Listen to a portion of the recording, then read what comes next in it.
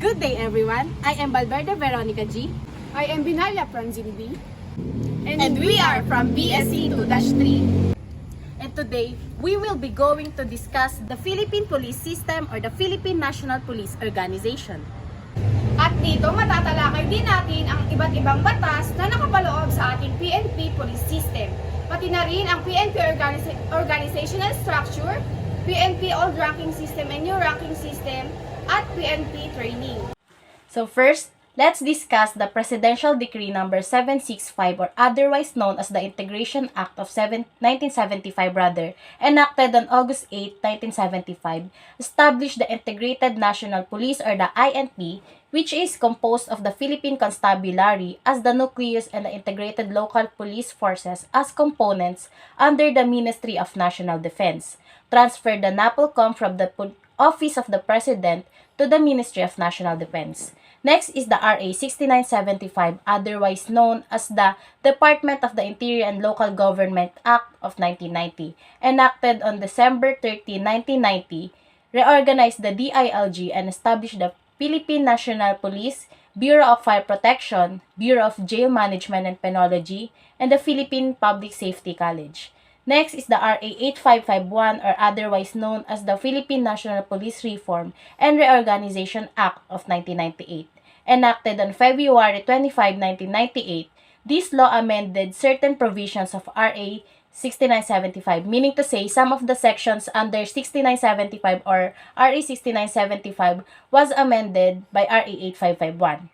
Also, RA 8551 established the Internal Affairs Service or IAS as the mandated institutional watchdog agency of the PNP organization. So kapag sinabi nating watchdog, dito natin malalaman na yun ay tinutukoy ay International Affairs Service.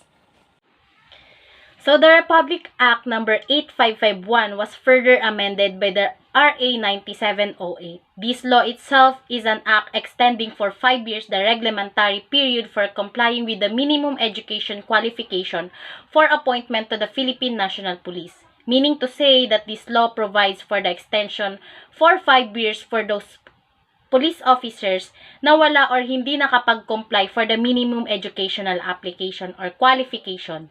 RA 9708 also amended some sections of RA 6975 and RA 8551. So, it simply talked the minimum educational qualification for the appointment to PNP and adjusting the promotion system especially for those officers who are facing cases. So let's now proceed to the Philippine National Police Organization. The passage into law on December 13, 1990 of the Republic Act number 6975, entitled An Act Establishing the Philippine National Police, under a reorganized Department of the Interior and Local Government and other purposes, ended the existence of the Philippine Constabulary and the Integrated National Police and gave way to the creation of the Philippine National Police, now known as the country's police force that is national in scope and civilian in character. It is administered and controlled by the National Police Commission. So, dati ang tawag sa ating Philippine National Police ay Philippine Constabulary, pero dahil nga sa Republic Act number 6975, ito ay napalitan ng Philippine National Police at under control siya ng National Police Commission. So, let's now proceed to the philosophy, which is service, honor, and justice. So, ang mandate naman ng PNP ay Republic Act 6975, entitled An Act Establishing the Philippine National Police under a reorganized Department of the Interior and Local Government and other purposes, as amended by RA 8551, or the Philippine National Police Reform and Reorganization Act of 1998 and further amended by RA 9708. So, ang core values naman ng PNP ay maka-Diyos, makabayan, makatao, at makakalikasan. Now, let's know what is the mission of the PNP. The mission of the PNP is to enforce the law, prevent and control crimes, maintain peace and order, and ensure public safety and internal security with the active support of the community.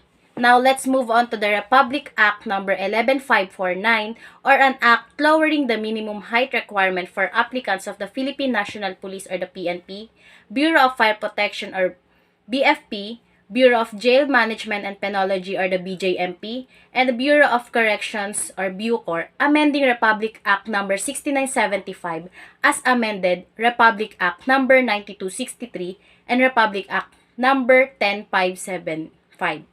Now, what is the Republic Act number 11200? It is an act providing for the rank classification in the Philippine National Police, amending for the purpose Section 28 of the Republic Act number 6975 as amended, otherwise known as the Department of the Interior and Local Government Act of 1990.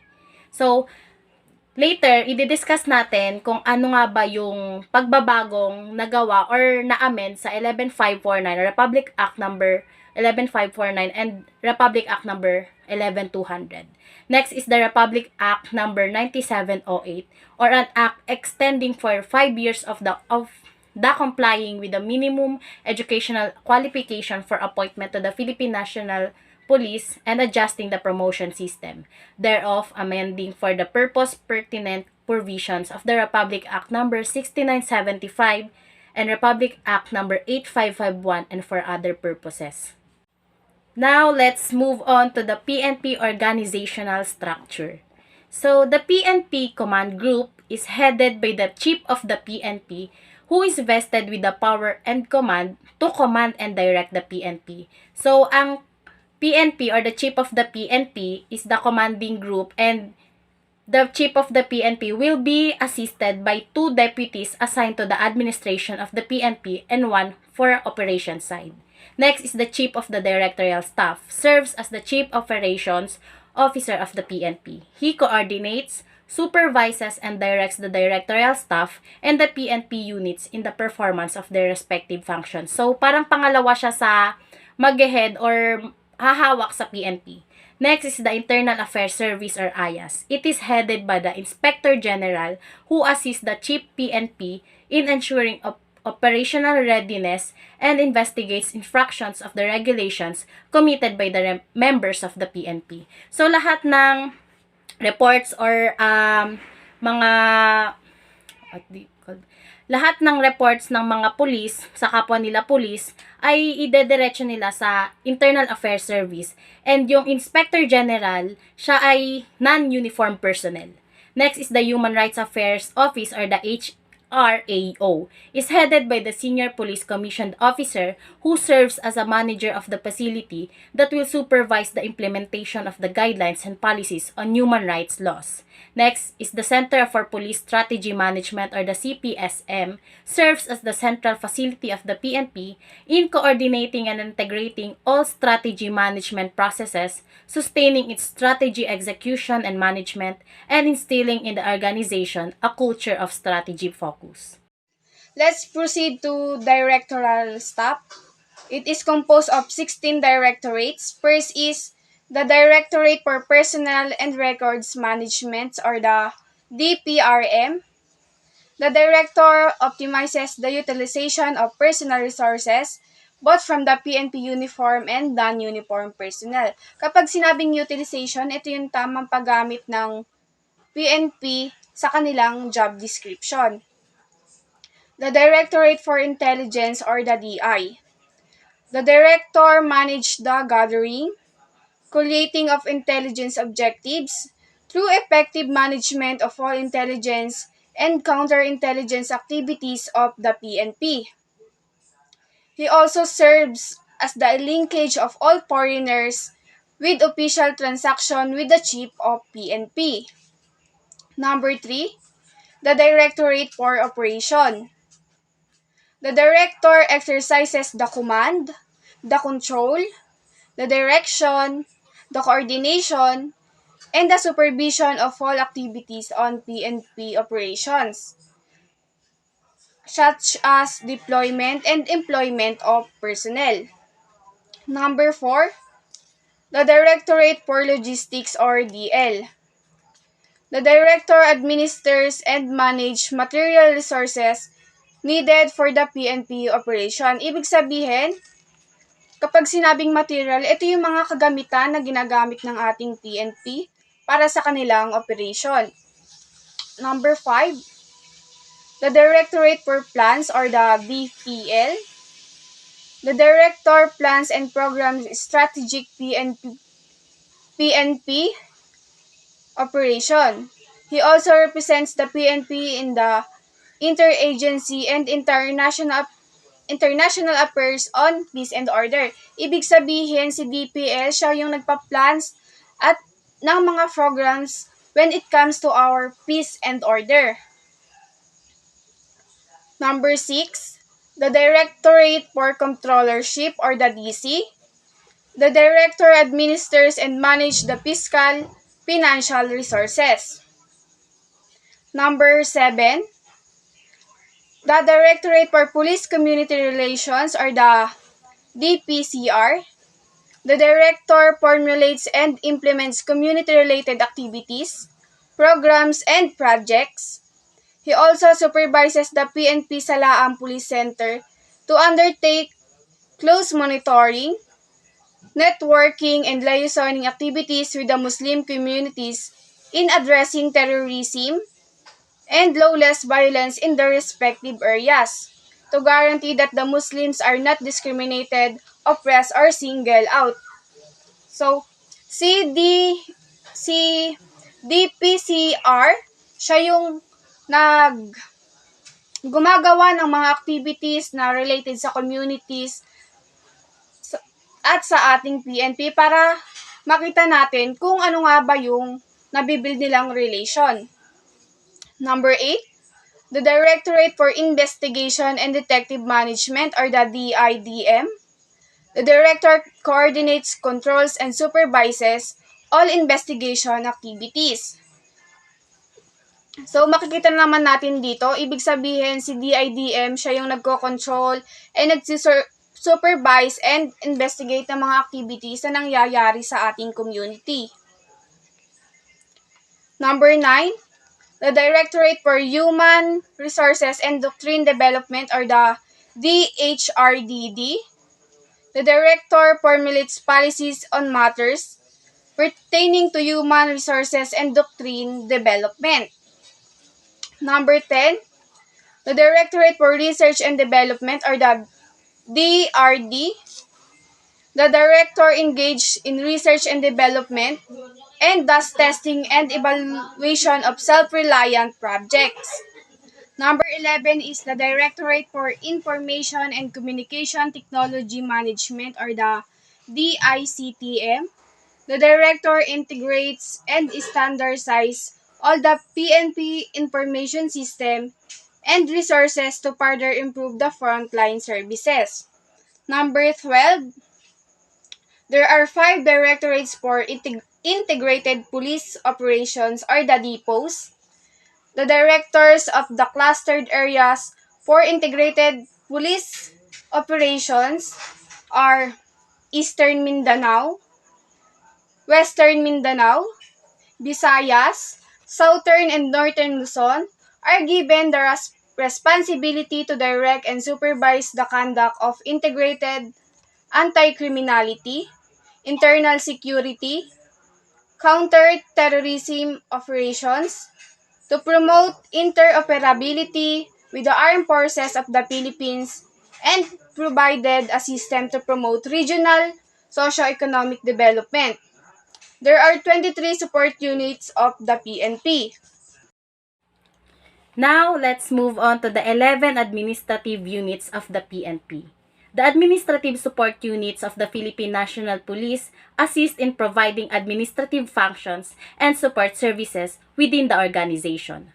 First is the PNP Chaplain Service. It is a specialized unit in the Philippine National Police that provides spiritual and religious support to the PNP personnel and their families. It offers counseling, religious services, and guidance to promote well-being and moral development. Next is the PNP Legal Service, which is specialized unit within the Philippine National Police that provides legal support and guidance. They handle legal matters, offer advice, and ensure compliance with laws and regulations. The legal service represents the PNP in legal proceedings and assists in policy development to uphold the rule of law. Next is the PNP Health Service. It provides medical care, health programs, and occupational health service to promote the well-being of the PNP personnel. They also offer medical examinations, treatment, preventive care, and safety protocols to ensure the physical and mental fitness of PNP members. Next is the PNP Retirement Benefits Administration Service or the RBAS, which is a specialized unit within the Philippine National Police that handles retirement benefits for PNP personnel. The RBAS is responsible for the administration, processing, and disbursement of retirement benefits for PNP retires. The PNP Recruitment and the Selection Service is a specialized unit within the Philippine National Police that is responsible for the recruitment and selection of qualified individuals to join the PNP organization. The Recruitment and Selection Service plays a crucial role in identifying, screening, and selecting individuals who meet the requirements and standards set to the PNP or by the PNP. Next is the PNP Engineering Service, is specialized unit within the Philippine National Police or the PNP that focuses on providing engineering and technical support to the PNP organization. The engineering service is responsible for the planning, design, construction, maintenance, and repair of PNP facilities, infrastructure, and equipment. Next, the PNP Headquarters Support Service is a specialized unit within the Philippine National Police that provides various support functions to ensure the smooth operation of the PNP headquarters. The support service plays a crucial role in providing essential services and assistance to personnel and units within the headquarters. The PNP Logistic Support Units. It is a specialized unit within the Philippine National Police that is responsible for providing logistical support to the PNP organization. The primary role of the PNP Logistics Support Unit is to manage the procurement, storage, and distribution of supplies and equipment needed by the PNP. Next is the PNP Finance Service, which is also the specialized unit of the Philippine National Police, which is responsible for the financial management and administration within the organization. The primary role of the PNP Finance Service is to manage the financial resources of the PNP efficiently and effectively. Next is the PNP Communication and Electronics Service, which is responsible for managing and maintaining the communication and electronics used by the PNP. This includes managing radio communication systems, telecommunication networks, computer networks, and other communication infrastructure. Next, the PNP Information Technology Management Service, which is responsible for managing and overseeing the information technology or the IT systems and services utilized by the PNP organization. They oversee the planning, acquisition, deployment, and maintenance of IT infrastructure, hardware, software, and networks used by the PNP. Next is the PNP Training Service. Is a specialized unit within the Philippine National Police or the PNP that is responsible for the training and development of PNP personnel.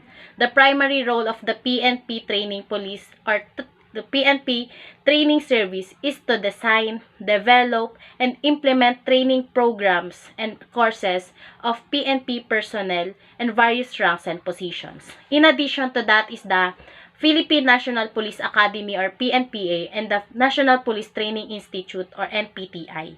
When we say Philippine National Police Academy or the PNPA, it is a premier educational institution in the Philippines that is responsible for the training and education of future leaders and officers of the Philippine National Police.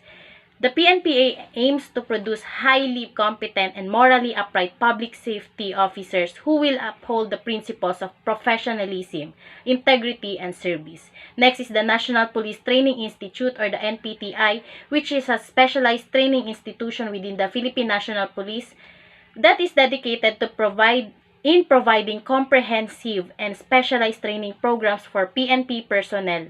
The primary role of the NPTI is to design, develop, and implement training programs that cater to the evolving needs of the PNP.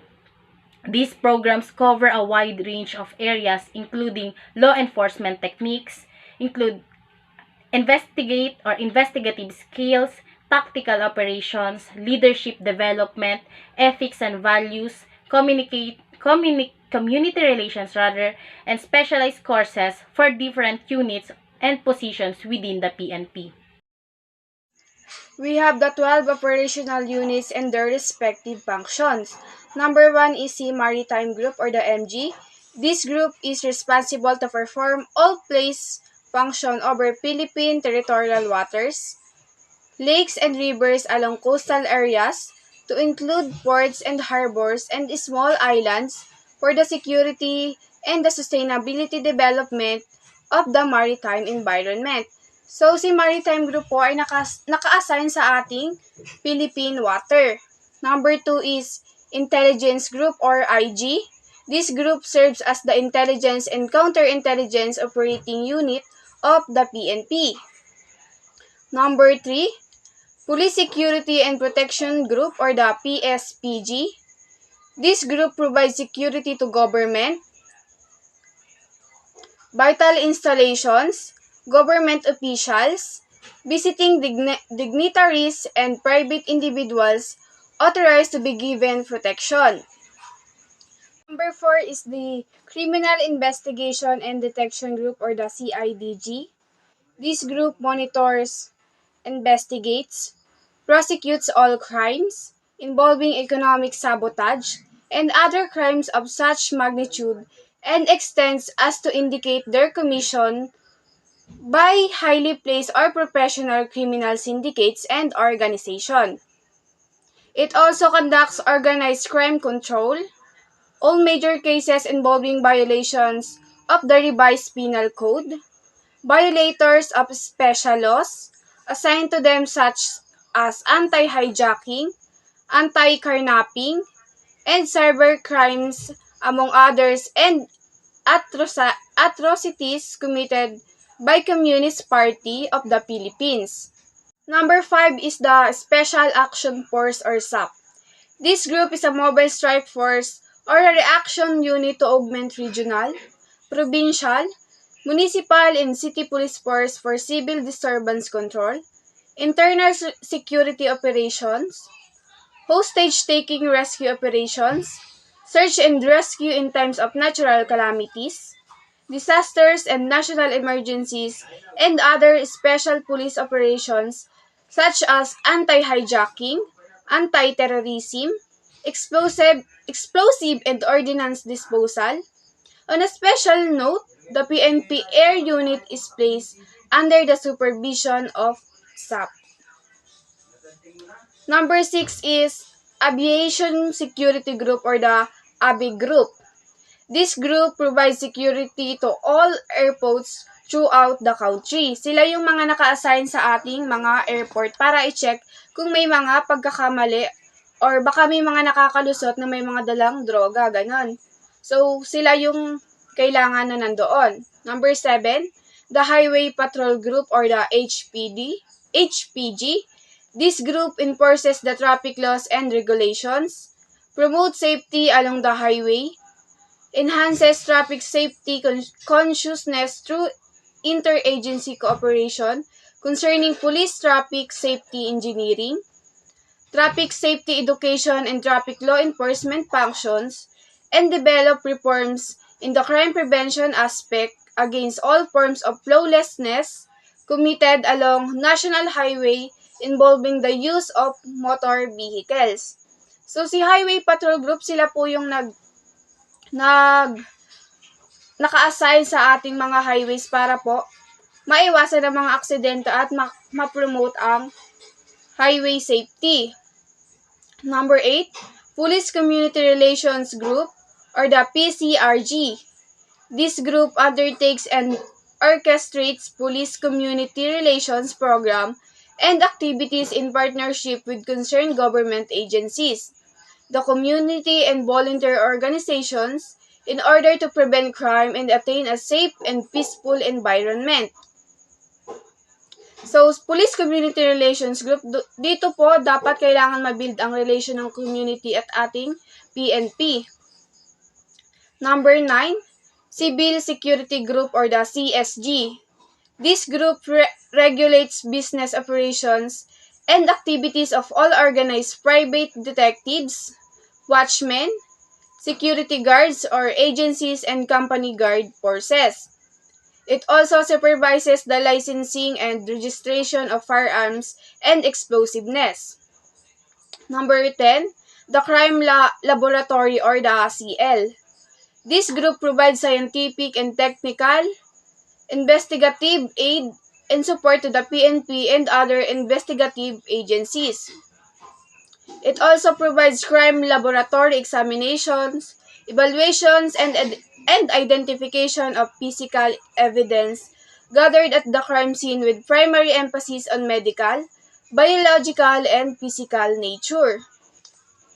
Number 11, si PNP Anti-Kidnapping Group or the PNP AKG. This group serves as the primary unit of the PNP in addressing kidnapping menace in the country and the handling hostage situation.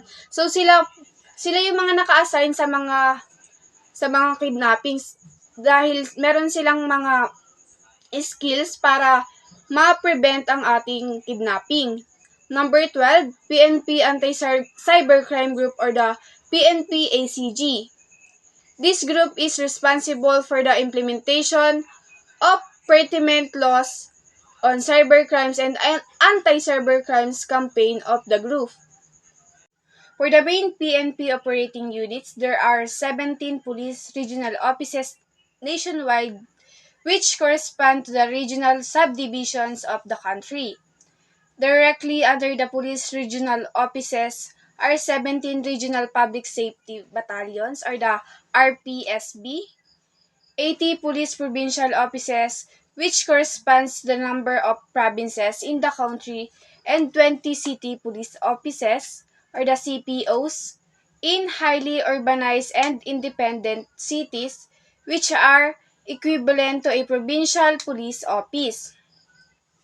Finally, a total of 1,766 police stations are established nationwide and they are categorized as follows: 90 component city police stations and 1,507 municipal police stations under the police provincial offices, 131 police stations under the city police offices, and 38 police stations, city police stations in the National Capital Region Police Office, which serve as the main operating arms of the PNP for the anti-criminality campaign. So that concludes the PNP or the Philippine National Police organizational structure. Next is the powers and functions of the PNP. First is enforce all laws and ordinances relative to the protection of lives and properties, maintain peace and order and take all necessary steps to ensure public safety, investigation and prevent crimes, effect the arrest of criminal offenders, bring offenders to justice, and assist in their prosecutions, exercise the general power to make arrest, search and seizure in accordance with the Constitution and pertinent laws, detain and arrest person for a period not beyond what is prescribed by law, informing the person so detained of all his or her rights under the constitutions, issue licenses for the possession of firearms and explosive in accordance with law, supervise and control the training and operation of security agencies and issue licenses to operate security agencies and to security guards and private detectives for the practice of their profession. And lastly, perform such other duties and exercises all other functions as may be provided by law. One of these is the forestry law, wherein the PNP is primary enforcer in coordination with the Department of Environment and Natural Resources or the DENR. Makikita naman natin dito ang rank classification of the PNP personnel. Sa kaliwa ko ay ang old ranking system at sa kanan naman ay ang new ranking system. Ito ang mga commission officer. Pag sinabing commission officer, it is a military officer who has achieved a rank before officially assuming the role. So, sa ating old ranking system, magsisimula ka muna sa Inspector General papunta sa Director General. Sa atin namang new ranking system, magsisimula ka sa Police Lieutenant hanggang sa Police General. PNP, national in scope and civilian in character. First is, national in scope simply means that the PNP is a nationwide government organization whose jurisdiction covers the entire breadth of the Philippines archipelago, which extend up to the municipality of Calayan Island in the province of Palawan. Next is, all PNP personnel, both the uniform and non-uniform components, are national government employees. Next is, civilian in character means that the PNP is not part of the military, although it remains some military attributes such as discipline. It shall continue to evolve and adopt unique non-military cultures, code of ethics, and standard of professional conduct comparable to the civilian police forces of other countries. So now, what are the general qualifications of the PNP under Republic Act 8551 since it professionalized the PNP and amended the Section 30 of RA 6975? First, a personnel or a person must be a citizen of the Philippines, person of good moral conduct, must have passed the psychiatric and psychological drug physical test or physical test. Baka mamaya if you are qualified to join the PNP organization kapag nakapasa ka na rin ng psychiatric or psychological test. Baka mamaya stress ka tapos bigla ka na lang mamaril. Next is must possess a formal baccalaureate degree, must be at least 1 meter and 62 meters in height for male and 1 meter and 57 centimeters for female. So, under ng RA 11549 is nabago or na-amend yung height requirement under ng 8551. So, before, under ng 8551 is 62 or 1.62 meters nga sa lalaki. But, dahil na-amend siya ng 11549, naging 1.57 meters na lang sa male rather. And sa female naman, before is 1.57 meters. Now, na-amend na into 1.52 meters. Next, must weigh not more than or less than 5 kilograms from the standard weight corresponding to his height or weight, age, and sex. Must not be less than 21, not more than 30 years of age. Must not have been dishonorably discharged from military employment or dismissed for cause from any civilian position in the government. Must not have been convicted by final judgment of an offense or crime involving moral turpitude. So, meaning to say, kung ang isang police, ang isang person ay may ongoing case pa, he will be qualified pa din sa pag-enter ng PNP, pero under provision. So, if you are acquitted of your guilt, is not proven beyond reasonable doubt, so pwedeng ma-change from provi to permanent. Next is for a new applicant, must not be less than 21 nor more than 30 years of age, except for the last qualification and above enumerated qualifications, shall be continuing in character and an absence of any one of them at any given time shall be a ground for separation or retirement from the service, provided that the PNP members who are already in the service upon the effectivity of this act shall be given at least 2 years to obtain the minimum educational qualification and 1 year to satisfy the weight requirement.